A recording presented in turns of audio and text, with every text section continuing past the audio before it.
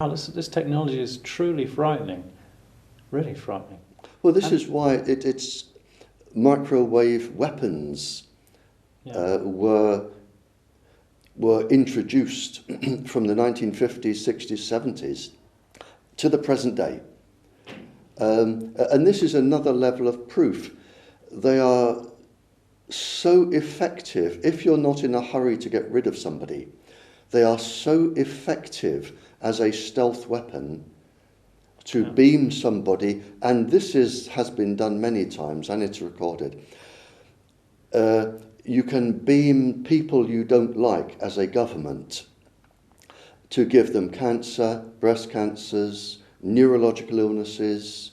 You can choose what you want them to get. You can choose? Oh, you can choose. You can choose which pulse frequency you want to affect the brain with. You can choose the level of microwave irradiation and the speed that you want them to become ill. Yeah. It really is a perfect stealth weapon, and all you need to do is rent a house opposite someone you want to get rid of, or a group of people you want to get rid of, and just beam them. The most famous case during the Cold War was the Moscow embassy siege, where in Moscow they beamed the entire American embassy and gave them cancer. Did they cause cancers in all the staff or in a lot of the staff? Or? Most of the staff, most of the children got leukemia, the women developed breast cancer, the gentlemen developed cancers. I think after about 18 months, the entire staff was changed, and then the following 18 months, the entire staff was changed again. And by that time, people realized what was going on, and they found that they were being irradiated by microwaves. And rather than say, oh, isn't this disgusting? What have we sunk to? They thought, isn't this wonderful? Let's develop this for ourselves. And governments today are still perfecting microwave warfare. Still to this day, they're working on the weaponry. Still to this day, 2010, they are still perfecting the pulse frequencies. It's got very, very sophisticated. The pulse frequencies, the how long they can transmit, whether it can be one country to another, bouncing the microwaves off the ionosphere. So you don't even have to be in the same country. Bouncing the microwaves off the ionosphere, a lot of people won't have heard of this technology. You're talking about the HAARP. If you have a super transmitter, the microwaves, if you beam them, it's only a simple basic trigonometry. Yeah. But let's say I want to bring economic ruin to a country that grows all of the world's wheat. Right. Okay. All I have to do is beam microwaves up to the ionosphere, which is like an invisible cloud around the planet, an ion cloud around the planet. The microwaves going up at a set angle will reflect off down onto this country. And if I continuously beam the wheat in this field, or the cattle, or the sheep, I can reduce the immune system of the plants so that they won't be healthy and they will die, and I can stunt their growth, and I can bring economic ruin to that country. I can harm all of the animals, the cows, the sheep. It's so easy to do. You only have to push a button, and you can bring economic ruin to a country. Which countries have this technology already available?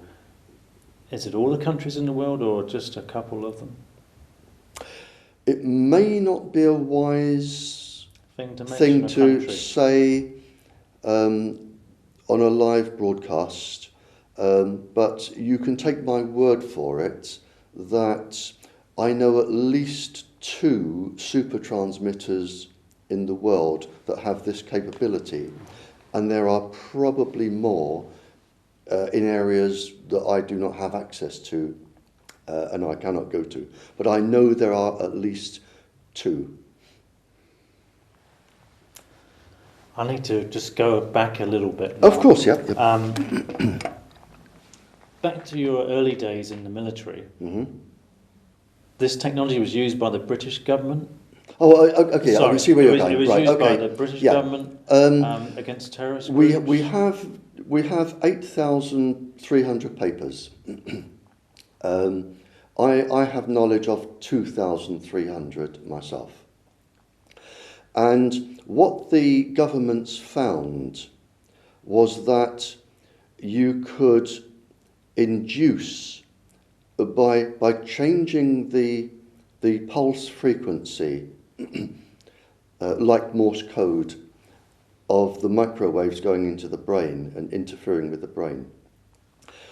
By specializing on the pulse frequency, you could induce psychiatric illnesses to the point where a psychiatrist could not tell if it is a genuine psychiatric illness or an induced psychiatric illness.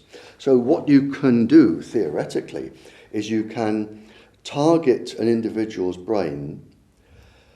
They may have auditory hallucinations where they hear things, which is actually quite common with microwaves, or show signs of schizophrenia. For instance, 6.6 pulses a second can induce severe sexual aggression in men. So you could induce somebody to commit a really horrific sexual rape.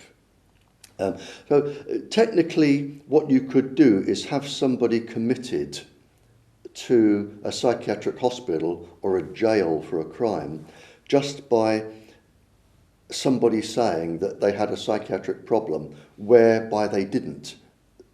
Yeah. There is that. You can target other parts of people's bodies. You can target the heart and cause heart seizures. You can target the lungs and cause bleeding.